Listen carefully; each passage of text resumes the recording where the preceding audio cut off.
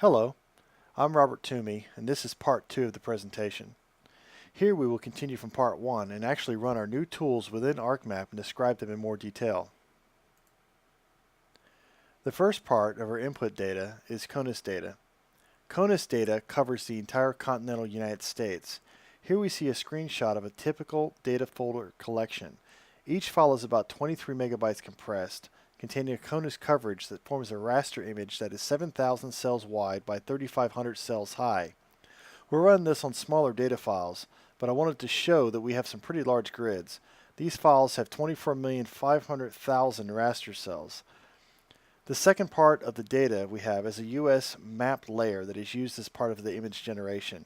Most of our data is CONUS, so using a Tiger US county map helps with data visualization. Finally, the third thing we include is a cloudcover.layer file. This is just a file that has a symbology we want the toolbox to use to generate the PNG output for our HTML. More on this a bit when we run the tools. Okay, so now we'll show running the single file input tool and the result in ArcGIS and HTML. We run the W2 netcdf to raster tool and brings up the dialog. It gives us an input netcdf file, and the ArcGIS gives us an output raster. Then we can pick whether we use the scientific or ArcGIS netcdf reader tools, and we can also toggle on and off or generate HTML pages where we get an output folder and the symbology layer. So we run that for one file, and it finishes.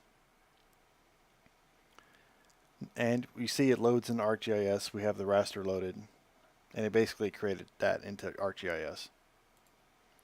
If we load up the HTML for the single results, we see a table and we have an image that's created in the page and some of the information about it. But that's not all that interesting, so let's move on to the second tool. Here we run the multiple tool.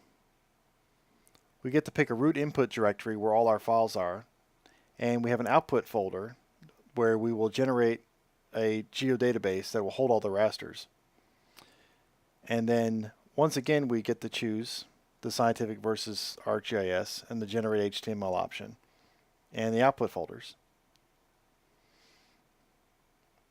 And if we let this tool run, I just ran it with tool for speed, so we're not getting too much output here.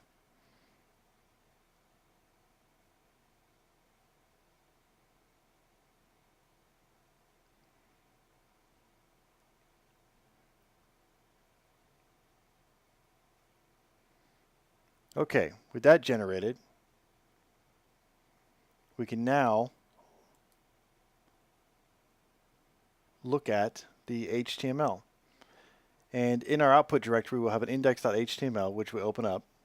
And this is two files that I ran for this quick demo. But that's the index.html. We click on one, and we'll get the actual file with statistics on it, some information that came from the actual netcdf. And the neat thing is we get the previous and next links that are generated, even if you have like 100 files, where it'll round robin through the files in order, time order. So you can kind of see how it changes a little bit. You can also click on the actual PNG image and get the full image zoomed in, and you can see some of the detail, how detailed the raster is. And this is actually a small file. We have much bigger files, it's just that it would take too long to run in a demo. And that's it for that. Anyway, some of the findings we found in general that Arc toolboxes have some issues still. However, writing in a toolbox in pure Python code, it has some advantage of being better in a code repository for people to work on. Checking in a pure binary file can be kind of a pain for working on a project with other people. The hardest part of this project was reading the netcdf files. I could not get the ArcGIS netcdf reader to quickly read a large array from netcdf. If you run it with the ArcGIS netcdf reader, it will take like an hour just to read those small files. It's really, really slow. So if you want to run this tool, you should install the scientific Python that I provided in the documentation directory. Well, where do we go from here? I'd like to experiment with other netcdf Python libraries, maybe get some more speed out of the ingest. And I would also like to add some more tools and some more data sets. I could also interview some meteorologists and get some feedback. I skipped radial set data input because how do you do this properly?